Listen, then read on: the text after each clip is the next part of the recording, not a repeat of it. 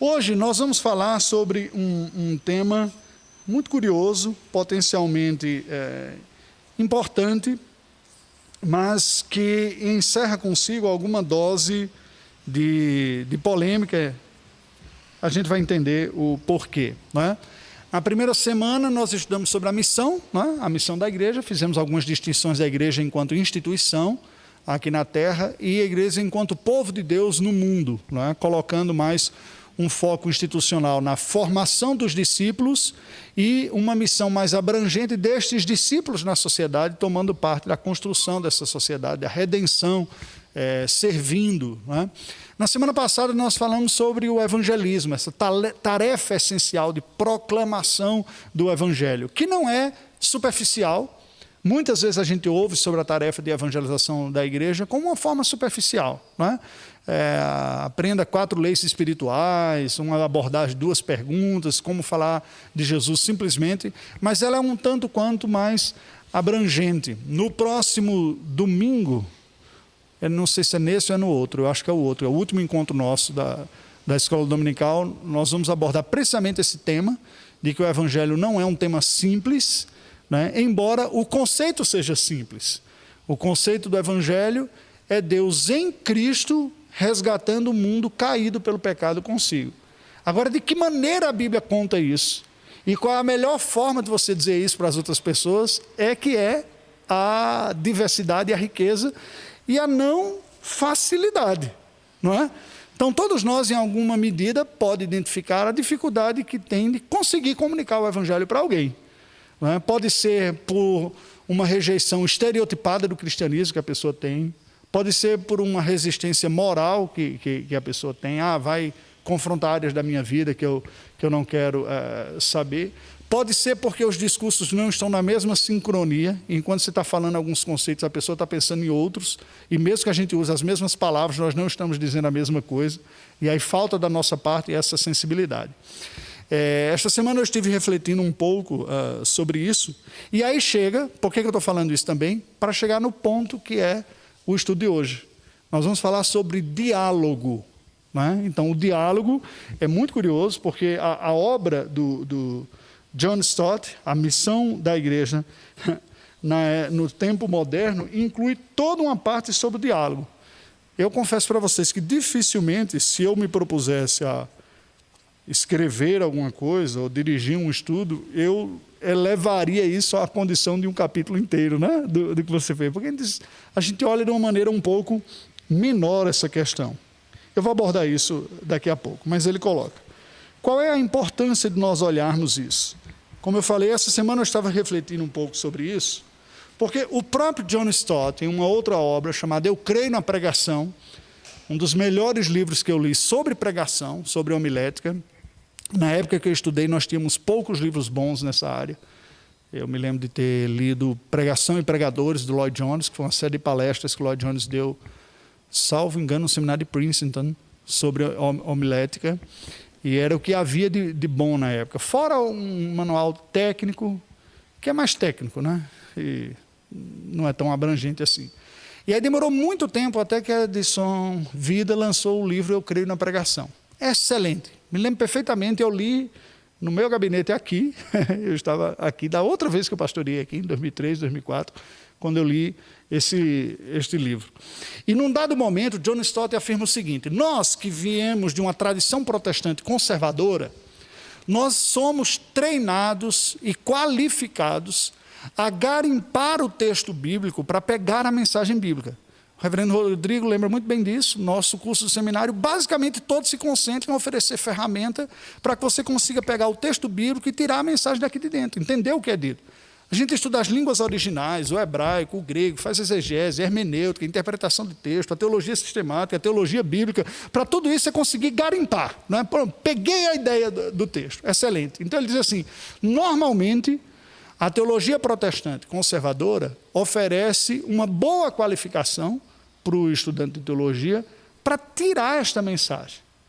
Qual é o nosso ponto fraco? Ele dizia. O nosso ponto fraco está em fazer a leitura da sociedade. E aí, quem gosta de estudar a Bíblia, a verdade das palavras de Deus, sabe que você tem eu gosto de fazer isso, né? Um encantamento em viajar no mundo da Bíblia, buscar o sentido. E por isso mesmo a gente pode cair na tentação fácil de achar que o nosso papel está cumprido se nós chegamos à compreensão do texto bíblico. Ficou claro para mim? Tá bom, é só falar para os outros agora. Qual é o problema que está por trás disso? Vocês conseguem perceber? O que é que está sendo pressuposto aqui como certo e que necessariamente não é? Pensa um pouquinho, o que é que você acha? Hein, Djalma? O que é que você acha? Exatamente. Exatamente. E o problema aqui não diz respeito apenas no nível da compreensão, mas nos códigos, nos valores e nos sentidos. E isso é cada vez mais forte, para mim está muito evidente, à medida que o nosso mundo vai ficando mais pós-cristão. Não é? Gente, eu acho horrível essa sensação de estar falando como gente que está ficando velha. Não que eu tenha dificuldade de ficar velho, né?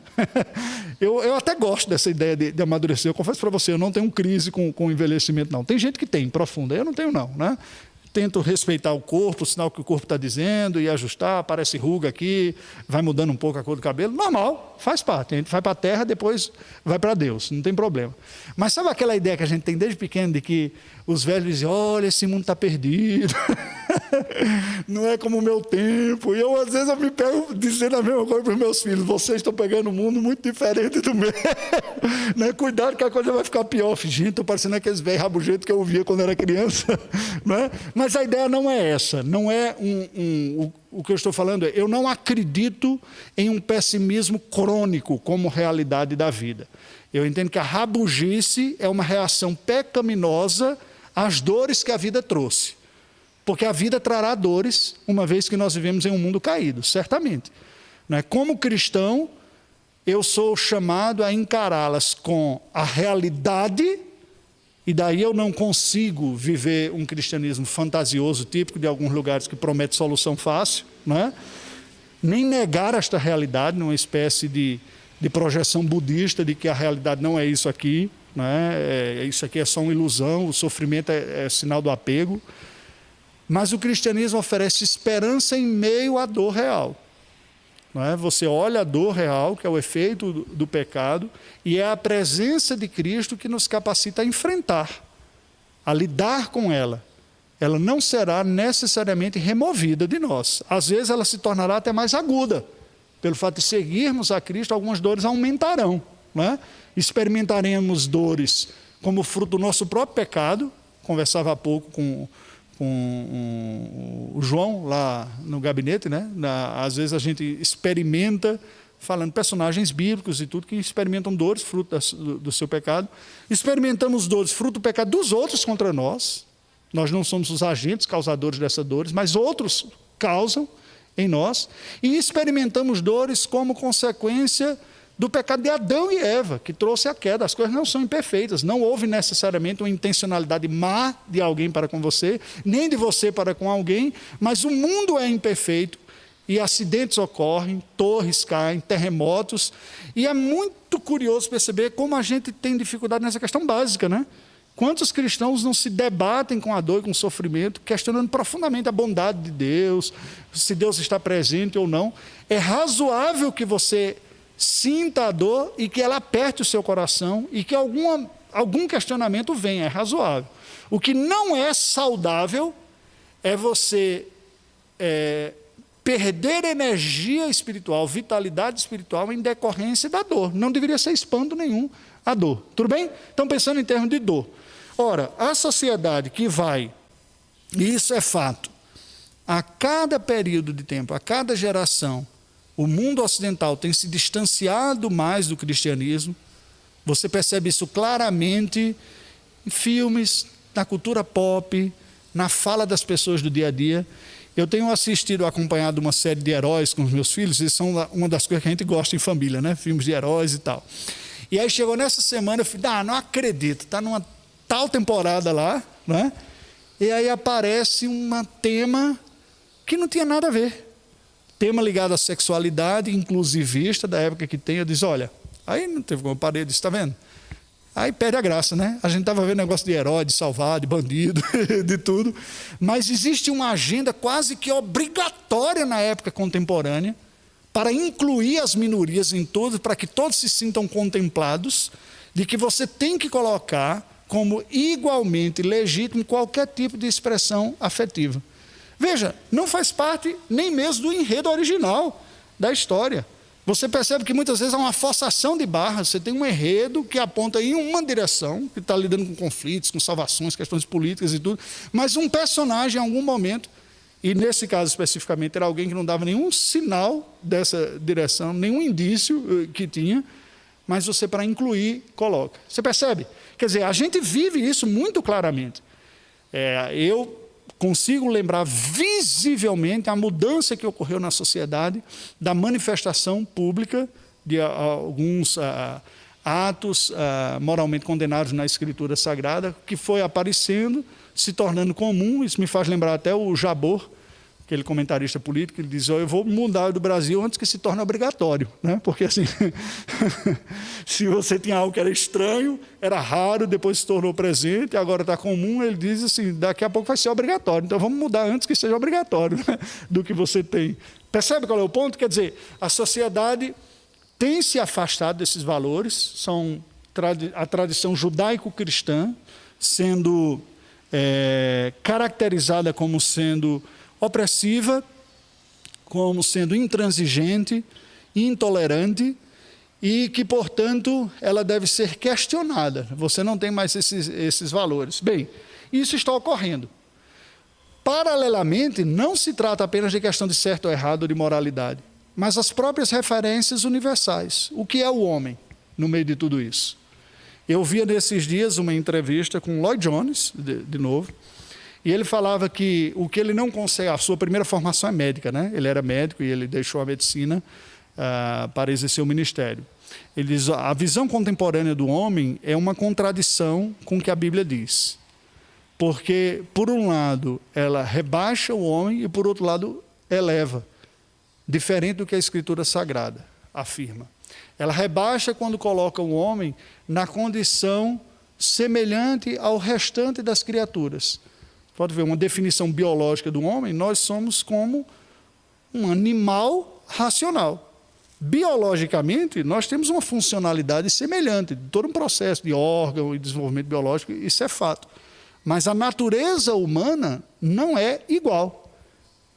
Nós, como espécie, fomos criados à imagem e semelhança de Deus. Esta definição a Bíblia apresenta apenas para o ser humano, ela não está presente em nenhuma outra espécie, carregar a imagem de Deus. Então ele diz, nivelou por baixo quando coloca igual. Isso está fortemente presente na cultura pop. Né? O aumento, por exemplo, da defesa do veganismo, né? De que toda vida é igual, ela tem o mesmo valor legítimo, toda vida é vida e deve ser respeitada como tal. Agora, a maneira bíblica de abordar essa questão é diferente. O que a Bíblia vai dizer é, você é mordomo da criação, portanto tem responsabilidades de cuidado da criação. Reconhecer uma diferença não significa desvalorizá-lo, mas dar a responsabilidade devida, porque Deus não pediu ou não exigiu de nenhum outro ser criado por Ele a responsabilidade do cuidado do restante. Aquele que foi criado à sua imagem e semelhança foi responsabilizado como cuidador. Percebe? Quer dizer, tem uma resposta bíblica para isso, que não é dizendo que é todos na mesma categoria. Mas você que foi criado à imagem e semelhança de Deus deve cuidar do restante da criação, não explorar e por aí vai. Historicamente, houve os abusos, sim, consequência da queda. Abusos históricos, culturais e até religiosos. Em nome de valores bíblicos, muito pecado foi cometido. Por exemplo, vou dar um exemplo, relação homem e mulher. Em nome de que o homem é o cabeça e que a mulher é a auxiliadora, que deve ser submissa, muito abuso foi feito da parte de homens para com isso, é fato. Como você responde a isso? Dizendo que é tudo igual? Não, biblicamente não. O igualitarismo é uma proposta diferente que diz, olha, se não for assim vai ser exploração. Não, não é esse o modelo bíblico. O modelo bíblico é que o ser humano foi feito por Deus em igual valor, categoria, ambos imagem de Deus, homem e mulher, porém complementares, são distintos. E a gente só vai experimentar a plenitude da nossa humanidade se a gente reconhecer essa complementariedade. Enquanto se tentar eliminar completamente a diferença, você suprime a potencialidade plena de cada um, não é? E põe como concorrentes aqueles que deveriam ser convergentes, diferentes. Não é? Percebe qual é o ponto? Então Lloyd Jones diz, olha, rebaixa o homem por um lado, mas por outro lado o eleva. Quando ensina o ser humano como um ser autônomo, capaz de gerenciar plenamente a sua vida, resolver todos os seus problemas por conta própria. Como cristão, eu não sou capaz de reconhecer ou de concordar com isso.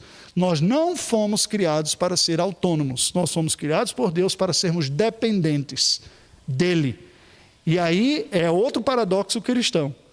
O homem, o ser humano, será tanto melhor enquanto ser humano, quanto mais submisso a Deus for. Quanto mais decretar a independência de Deus e tentar construir o caminho solo, por conta própria, mais aberração ele vai gerar. Percebe? Então é nesse ponto inicial. Ora, por que eu estou falando tudo isso? A visão cristã é muito peculiar. O mundo, à medida que vai se afastando disso, vai criando conceitos, ideologias, cosmovisões, percepções distintas. E nós não podemos mais achar que ao abrir a boca e falar sobre homem, sobre Deus, sobre pecado, sobre justiça, nós estamos falando a mesma coisa que aquela pessoa que está ouvindo estas palavras está entendendo. É esse o ponto que John Stott diz do erro típico do conservador. Percebe? E aí, enquanto comunicador da fé cristã, nós temos que entender muito bem a nossa fé, mas entender também muito bem o mundo no qual nós estamos. Porque para o cristão, que viveu o contexto da fé cristã desde o início, vou pensar o caso típico de vocês, né, que estão aqui, muitos que estão me ouvindo aqui, que vêm no contexto de família cristã, de igreja, que foram doutrinados na fé cristã, que foram ensinados no catecismo, não conseguem nem mesmo lembrar um período da vida em que não cresce nessas coisas. Não é muito comum você falar com um evangélico e dizer, olha, pastor, eu não me lembro do tempo que eu não cresci. É tanto que para mim é difícil falar de conversão, porque eu não lembro do único momento da minha vida que eu não criei que Jesus não era Salvador. Eu sempre soube disso e nunca tive dúvidas. Não é crise típica de filho de evangélico? Quem nunca pisou na jaca, né? Quem nunca se rebelou e saiu como filho pródigo. É isso, assim, eu nunca lembro de um momento que eu duvidasse disso. Eu sempre criei. Eu não quero entrar na questão aqui sobrenatural do novo nascimento, que isso vai ocorrer em algum momento da vida, e nestes contextos fica mais difícil a pessoa identificar mesmo, porque é uma obra soberana do Espírito Santo de Deus de mudar a disposição do coração. Mas o conteúdo já estava lá. O meu foco é aqui.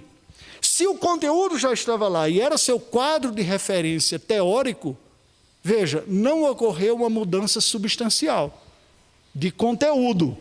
O que ocorreu foi de natureza. Antes era uma natureza não nascida de novo, com conteúdo cristão, que tinha os seus conflitos, né?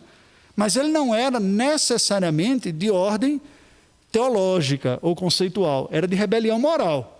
É aquela história de, às vezes, ser tentado de parecer ser bom comportado na frente dos pais, mas lá dentro você não ser tanto assim, você não ter coragem de cometer tal pecado, porque todo mundo ia julgar na igreja, dizer que era mal, mas lá dentro do coração você queria fazer. Muitas vezes você não fazia as coisas com medo da condenação do outro, não propriamente pela consciência de Deus, percebe? As coisas se dão mais no nível do coração, enquanto conflito de forças dentro de você. Claro que tem uma dimensão intelectual também, o coração também tem essa dimensão intelectual, mas uma vez que a sociedade estava estabelecida sob uma cosmovisão cristã, um pano de fundo cristão, o que era falado encontrava ressonância com quem ouvia. Você falava Deus, o conceito bíblico de Deus, de um ser infinito, pessoal, criador, sustentador, trino, era compartilhado por quem falava e por quem ouvia. Aí eu pergunto, é a realidade hoje? Não é mais. Se você sair aí falando com quem não seja cristão, não professe a fé, e falar a palavra Deus, algumas vezes você pode ter a sorte da pessoa dizer, eu creio em Deus, mas não nesse Deus que você acredita. A pessoa, algumas vezes você tem a sorte dela identificar claramente e já dizer para você o que é. Mas muitas vezes isso não será dito, mas será percebido assim.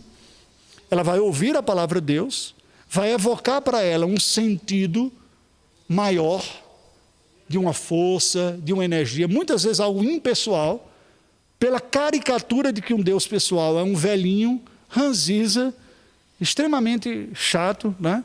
Eu costumo até dizer assim, que o Deus que o mundo imagina que o cristianismo prega é uma espécie de velhinho rabugento, amargurado pela vida, com TPM existencial, né? Que está o tempo todo assim, tudo que é bom ou é imoral ou engorda. Como é que tem aquela música lá do Léo já? Ilegal, imoral ou engorda, né? Não é comum você ter essa caricatura na cabeça de muita gente, assim, o Deus que vocês pregam é um velho rabugento, ranziza, controlador, né, ultrapassado, com regras que machista, exatamente, que é assim, tudo que é divertido ele não quer para a nossa vida. Essa é a imagem. Aí eu lhe digo, é a imagem bíblica? Não. Mas é a imagem que está na cabeça de muitas pessoas sobre o Deus cristão. E aí nós precisamos fazer um duplo dever de casa aqui. O primeiro, necessário, porém difícil, que é uma autoanálise. Até que ponto nós contribuímos para a formação dessa caricatura? É um exercício necessário. Porque é fácil você dizer assim, o mundo não entende, se opõe a Deus, o que tem, mas peraí, se opõe porque tem um pecado natural no mundo, a Bíblia deixa isso muito claro, né, que o mundo não conheceu, rejeitou, mas em parte porque eles pegam aquilo que a gente deixou de borra. Fruto do nosso erro histórico, do nosso mau testemunho pessoal ou dos equívocos civilizacionais que nós cometemos. Teremos nós a humildade de reconhecer que jamais, em nenhum momento da história, nenhum grupo conseguiu viver plenamente a piedade? Nós não temos. Vamos ser sinceros. Como evangélicos, a gente sofre de uma tentação de presunção espiritual muito grande, de querer sempre mostrar para os outros que nós somos melhores. E como parte do próprio testemunho. Ele diz, não, mas é o testemunho da igreja, da glória de Deus, nós sermos melhores. Espera aí, o melhor foi para a cruz. Ele foi o melhor. Ele foi o único que cumpriu perfeitamente. E ele foi para a cruz exatamente porque ninguém daqui dava conta. Ninguém, nem o melhor de nós dava conta. Foi necessário a cruz, porque o melhor aqui era muito ruim. Ainda. Então nós precisamos ter a humildade de dizer isso para aquele outro que não está em nosso meio. E dizer, eu sou cristão não porque eu sou melhor do que você. Eu sou cristão porque eu reconheço que eu preciso de um Salvador. Eu preciso de um Salvador. E Ele veio. Está fora de mim, não sou eu. Eu não sou um autorredentor. O cristianismo não é, presta atenção, o cristianismo não é um caminho de autorredenção, em que eu avalio, entendo as coisas, aplico na minha vida e saio melhor, porque se fosse, teria sido um tremendo desperdício de sangue santo na cruz do Calvário. E teria sido uma carnificina desnecessária. Levar o Filho de Deus para a cruz se o homem fosse capaz de fazer estudo bíblico, meditação e conseguir consertar a sua vida. Se fosse possível, não era necessária a cruz. E nós não seríamos cristãos. Nós seríamos uma espécie de budista ocidental, né? Que conseguiu fazer uma autoanálise, ter uma iluminação interior, gerenciar-se e ser alguém melhor. Percebe? Não é essa a resposta cristã. Então veja, se por um lado nós precisamos fazer esta autoanálise para dizer, reconhecer que somos pecadores, que cometemos as nossas falhas também, tanto individual quanto como grupo, nações que foram fortemente influenciadas pelo cristianismo e que deram grandes contribuições cristãs, com teologia, com teólogos, com igreja e tudo mais, também cometeram seus pecados, que a gente pode entendê-los histórica e culturalmente ao avaliar. Por exemplo, Quem de vocês, com toda sinceridade, que olhando a história da igreja, nunca se incomodou com a segregação racial nos Estados Unidos da América? Eu tenho assim, eu acho muito estranho se um evangélico brasileiro nunca se incomodou. Com toda honestidade. A mim me incomodava desde pequeno, quando via isso. E não porque eu fosse melhor, por uma razão simples. Porque culturalmente isso é estranho a nós. Nós somos um povo miscigenado. Desde que os portugueses chegaram aqui, Macunaíma, né, o Portugal falou, tem uma índia bonitinha aí e tal. Depois os senhores visitavam a senzala. Isso gerou o povo brasileiro. Você sabe da história do povo brasileiro? É assim. Nós somos uma mistura muito aceita. Não foi a trajetória da maior parte das nações. Presta atenção. Digo por conhecimento teórico e prático. O missionário brasileiro, uma das coisas que a gente enfrenta de choque quando vai pelo mundo afora é a discriminação racial, que é muito forte por aí. E como brasileiro isso é estranho, porque, gente, a maioria de nós, quando monta uma árvorezinha genealógica simplesinha, vai esbarrar em um avô índio, em um bisavô que estava na senzala, ou um tataravô que estava num gabinete de escritório de alguma coisa. Todos nós. Não é verdade? Isso nos formou. Claro que existem alguns grupos mais fortes de um lado ou mais fortes do outro, mas em linhas gerais somos nós. Aí você olha para a história de um povo que pega a Bíblia, fala a Bíblia e fez uma segregação até poucas décadas atrás. Que tinha bebedouro diferente, que banheiro diferente, público, entrava num ônibus e podia sentar, uns podiam, outros não podiam. Isso incomoda profundamente. Gente, o pessoal não vê que isso é pecado. Por quê? Não é necessariamente porque nós somos biblicamente mais maduros. Percebem? Eu espero estar sendo claro no que eu estou dizendo aqui. Então, assim, é preciso humildade para reconhecer isso. Né? Esses erros que ocorreram. Agora, o outro ponto, e aí John Stott falava, né, desse segundo, nós temos que fazer o que ele vai chamar, não é ele, né, mas que alguns vão chamar de exegese cultural. Não basta a exegese bíblica, que é extrair o conteúdo da Bíblia, entender a mensagem da Bíblia. A exegese cultural é entender o mundo agora. O que está pegando? Quais são os valores? Quais são os questionamentos? Quais são as crenças dessa sociedade? Porque se eu não entender, eu naturalmente sou tentado a falar para convertidos. Entende o discurso de falar para convertidos? O pessoal usa até na política hoje, né? Ah, ele está falando para convertidos, ou seja, está falando para a turma que já concorda com ele. E aí, gente, essa é a postura mais fácil, e preste atenção, mais covarde que existe, né? Muito acomodada. Eu chegar e todo o discurso que eu tenho é o discurso, porque os outros pensam assim e tudo mais.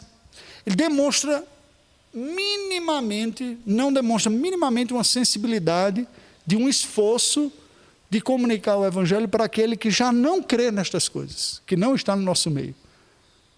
E depois ainda responsabiliza o outro por não ter aceitado, né?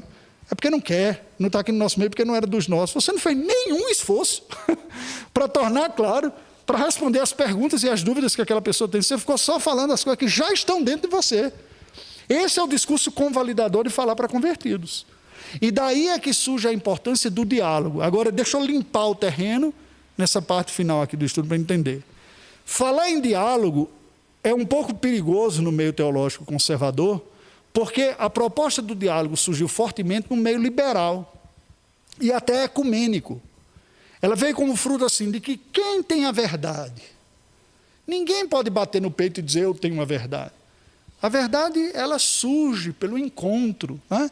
Isso está desde o direito, né, que vem do direito romano, que você tem a acusação e tem a defesa, e do embate vai surgir a verdade, quase que magicamente, né? Assim, vai ter esse embate assim, eureka, apareceu a verdade.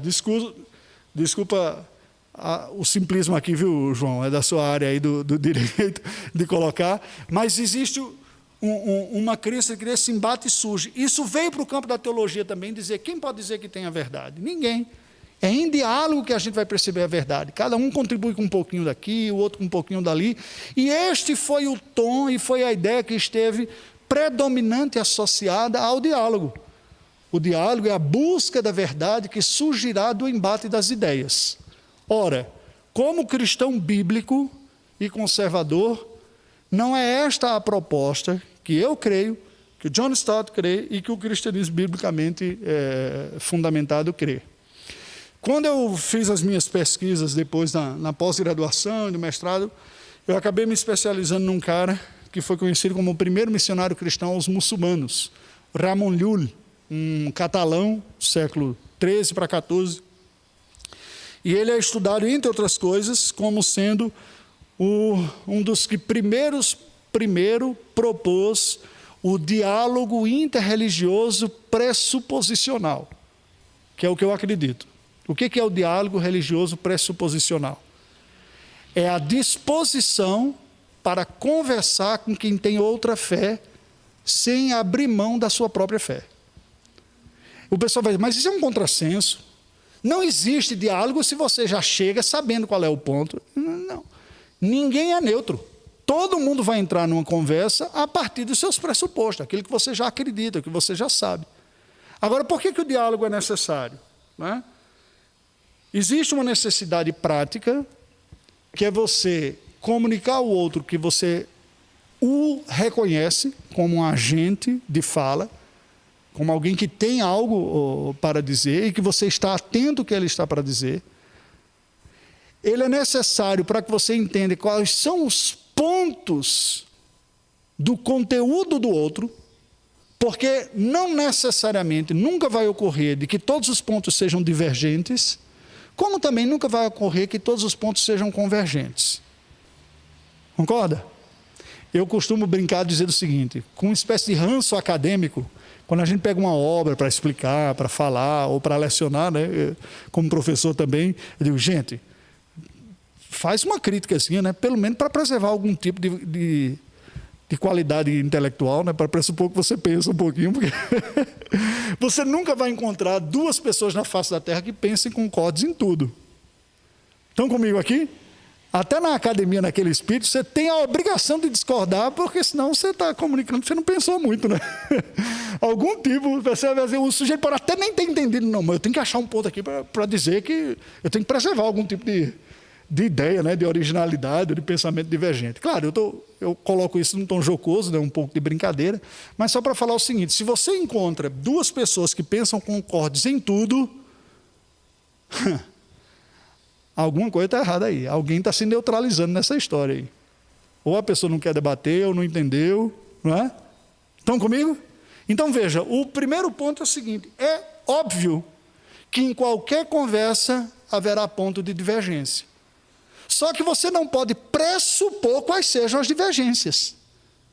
E você não pode pressupor que só existam divergências também. Haverá também convergências. Aí fica muito clara a utilidade do diálogo, não fica? Quando eu paro para ouvir a pessoa, eu tenho a oportunidade de reconhecê-la como igualmente imagodei como eu, criada à imagem e semelhança de Deus, portanto com capacidade analítica, crítica, com ideias na sua mente, com capacidade reflexiva. E ao ouvi-la, eu estou lhe dando a dignidade que Deus lhe conferiu naturalmente por ter sido criado à imagem e semelhança de Deus. Esse é o primeiro ponto. De cara. E vamos ser honestos. Muitas vezes, pessoas rejeitam a nossa proposta porque não se veem enxergadas por nós. Vistas, contempladas, nas suas angústias, nas suas dúvidas, no que tem a dizer, na sua história. Nós comunicamos uma distorção que não é o cristianismo, que é, por sermos cristãos, nós somos melhores. E, sinceramente, ninguém merece ter que ficar dando ouvidos para uma outra pessoa que o tempo todo está comunicando de diversas maneiras que é melhor do que você. Eu não creio que é isso que a Bíblia nos diz. A evangelização, ela se dá no mesmo piso, não em pisos de níveis diferentes. Como disse Spurgeon certa vez, evangelizar é um mendigo dizer para outro mendigo onde ele encontrou pão. Certo? Eu sou um miserável que fui alimentado e eu quero dizer para você onde foi que eu encontrei. Para você comer junto comigo. O mesmo pão que me alimenta, alimenta você. A mesma sede que eu tenho, você tem, e eu vou dizer para você onde eu achei o pão da vida, Cristo. Percebe?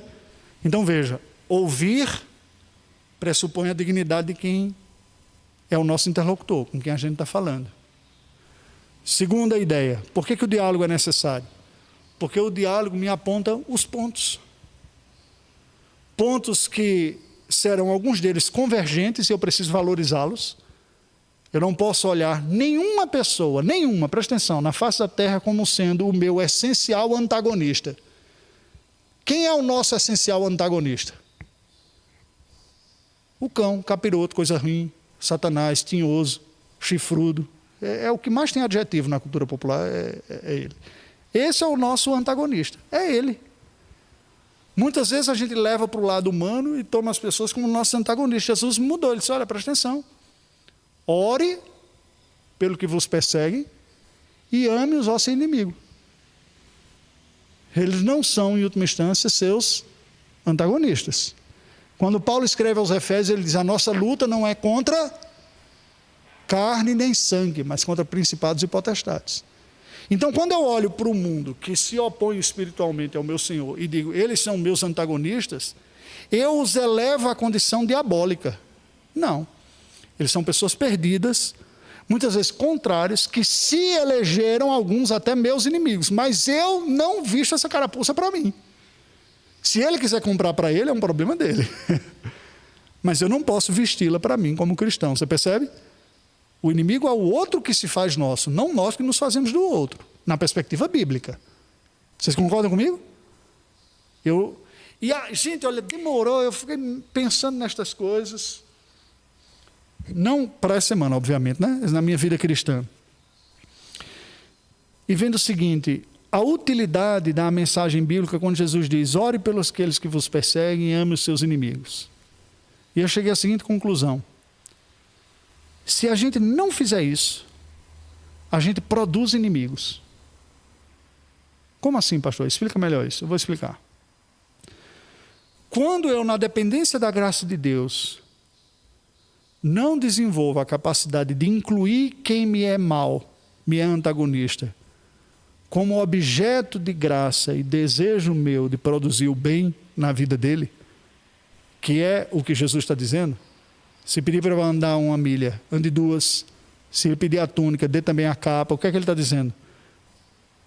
Se vem uma demanda, vá mais. Se eu não respondo dessa maneira, eu respondo no caminho oposto, que é o quê? O que me gera desconforto e dor, eu evito. É uma postura, você percebe? Eu tenho uma postura na vida. Não, aquela pessoa me gera... E, gente, todos nós temos gente que nos gera desconforto e dor, não tem?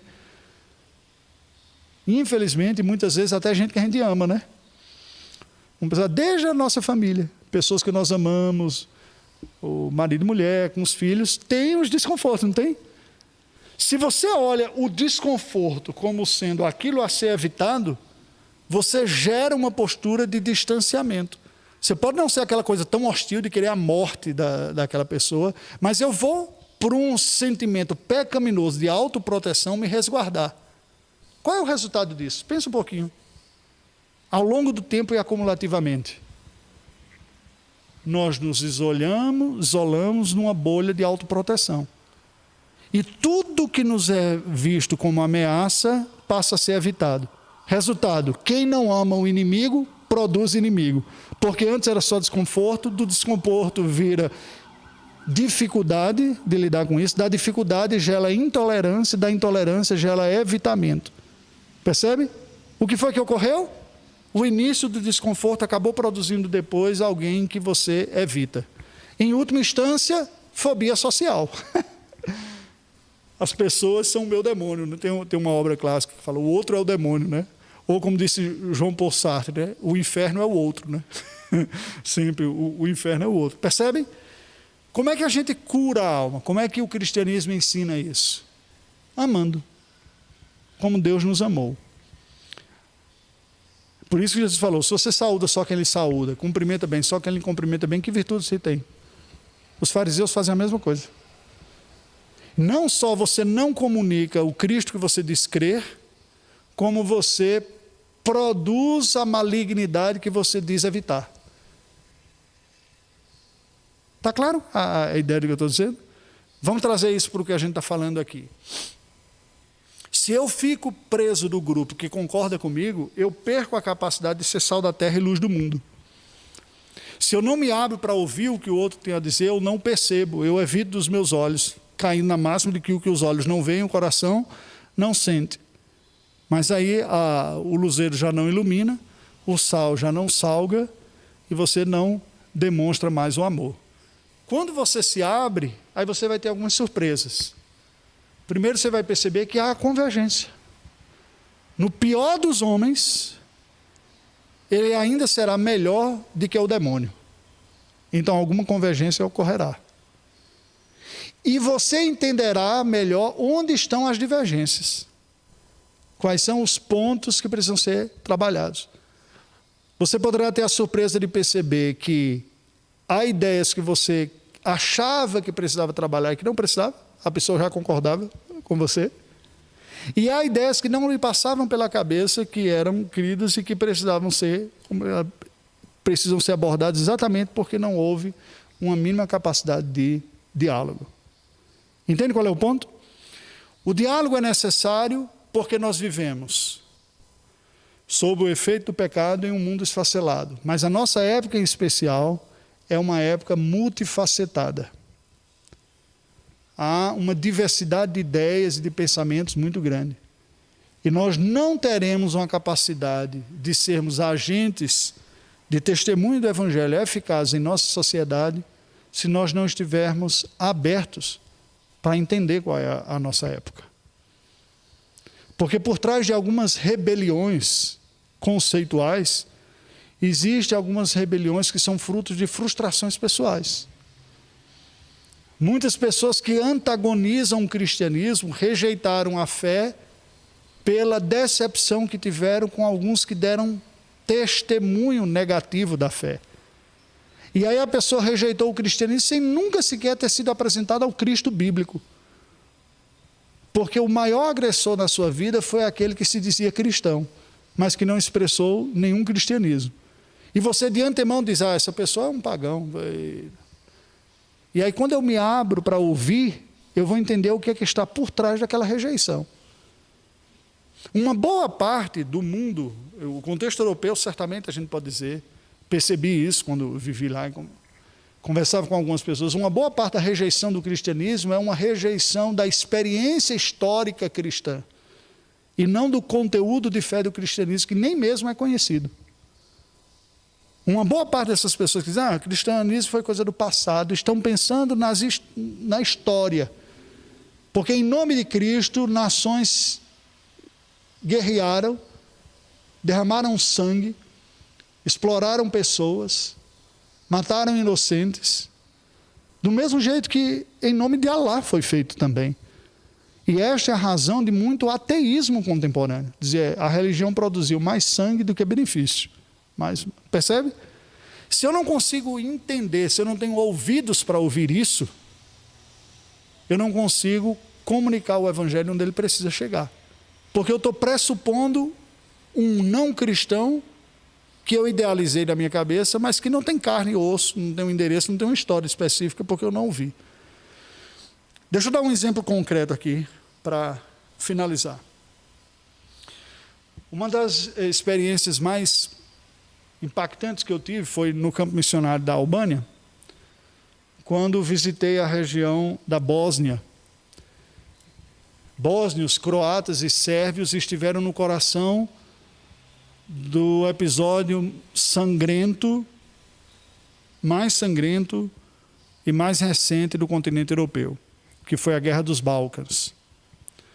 3 grupos étnicos distintos, com 3 religiões distintas. Os croatas, majoritariamente católicos romanos, os sérvios, majoritariamente católicos ortodoxos, os bósnios, majoritariamente muçulmanos, que conviveram sob a mão de ditadores desde a Primeira Guerra, depois vem o período do socialismo, a Iugoslávia. Quando o muro de Berlim cai e as forças começam a balançar naquele lugar, aquele conflito que estava sufocado pela mão de ferro do comandante volta à tona. E Milosevic, que era o líder sérvio, dirige um dos piores massacres recentes da história, o maior recente. Os historiadores reconhecem que foi o capítulo mais triste do último século da Europa, foi precisamente isso, na região dos Balcãs. E quando eu estive lá na Bósnia, eu visitei um trabalho missionário. Gente, isso foi tão forte, só abrindo parênteses, para você ter ideia, que essas coisas eu trago comigo até hoje. Não só da dor, mas da intensidade daquela experiência. Não há uma única semana que eu não sonhe em um desses campos missionários que eu estive. Só para vocês dimensionarem a angústia que ainda vive em meu coração. Não há uma única semana que eu não sonhe com isso, que não venha à memória daquilo, situações que eu vivenciei. Inclusive com desejo de voltar. Não é no sentido negativo só, é esse misto, né? E aí um dos trabalhos que nós visitamos foi feito por um missionário brasileiro solteiro, que sofreu um acidente, quase morreu. Ele dirige 2 tipos de trabalho lá. Uma escola para crianças com deficiência educacional, dando reforço, preparando, com uma certa deficiência. E um centro de reabilitação para pessoas com problemas de dependência, álcool e droga. Nós visitamos ambos. Dormimos um dia naquele centro lá e no outro a gente visitou. E conversei com as pessoas, não apenas um missionário, mas gente da equipe que conversava e pessoas que estavam sendo cuidadas por eles. Uma das imagens que mais foi forte ao meu coração foi ouvir de um bósnio que era muçulmano, hoje convertido, é um cristão, um irmão em Cristo.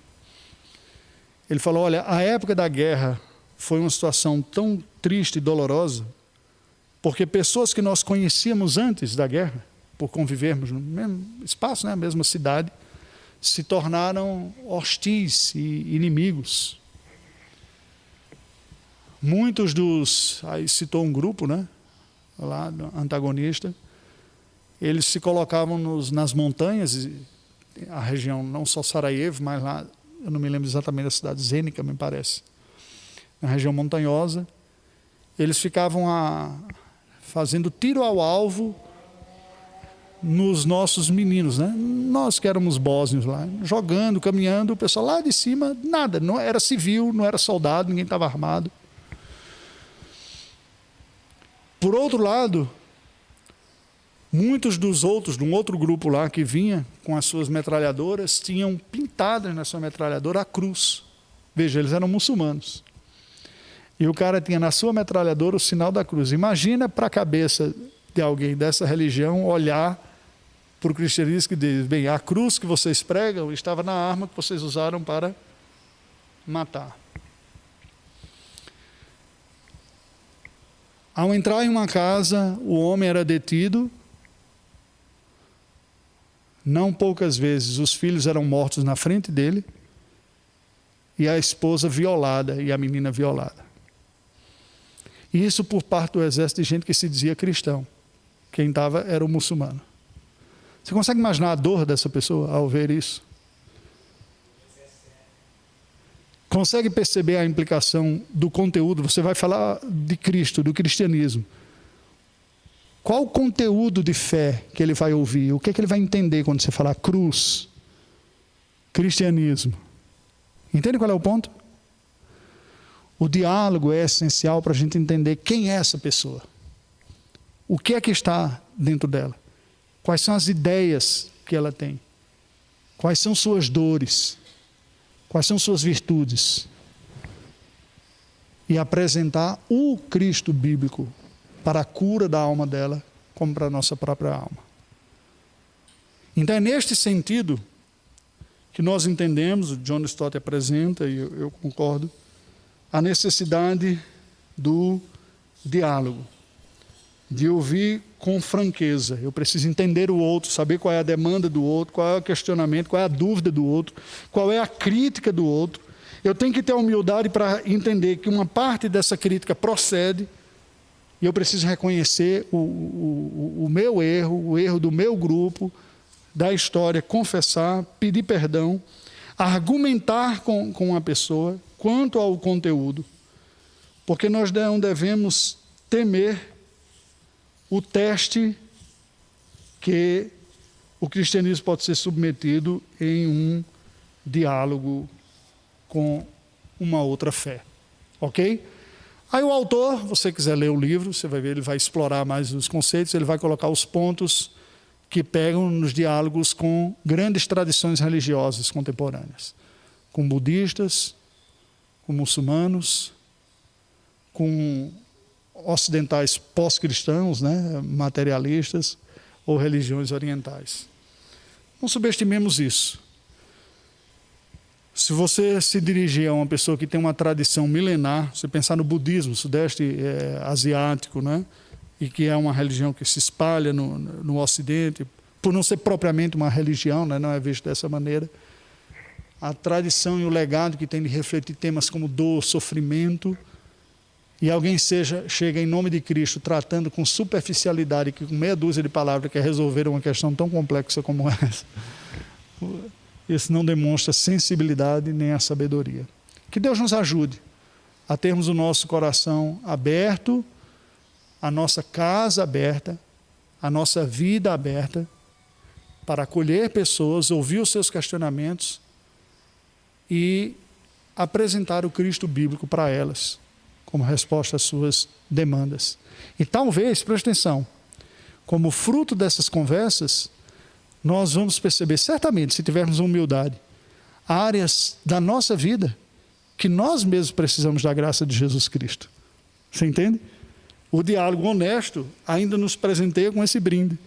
Eu saio de alguns encontros dizendo, opa, essa pessoa que nem cristã tem virtudes que eu, como seguidor de Cristo, não tenho. Então eu volto para casa, entro no meu quarto, dobro o meu joelho e digo, Jesus, eu preciso mais do Senhor nessa área aqui. Porque aquele outro que não te segue mostrou uma face da minha vida que eu preciso do Senhor. Percebe? Que Deus nos ajude. Vamos orar ao Senhor nesse instante. Deus bendito, nós te rendemos graças pela tua palavra. Te rendemos graças porque o Senhor nos convida para uma conversa franca, honesta e persuasiva. Como nos disseste por intermédio do profeta Isaías, vinde e arrazoemos. Ainda que os vossos pecados fossem como a escarlate, eu vos tornaria branco como a neve. Ó Senhor, ajuda-nos a saber ouvir a razão, a explicação que está no coração dos outros que não têm te seguido. Dá-nos a humildade também para entender quais são as razões que governam nossa vida e encontrarmos no Teu Filho Jesus Cristo a graça e a resposta para as demandas de todos nós. Te louvamos porque em Jesus encontramos o Redentor, único e Salvador. Dele necessitamos. Ajuda-nos a experimentar esta graça e comunicar com sensibilidade, empatia, honestidade, coragem, firmeza. Em nome de Jesus. Amém.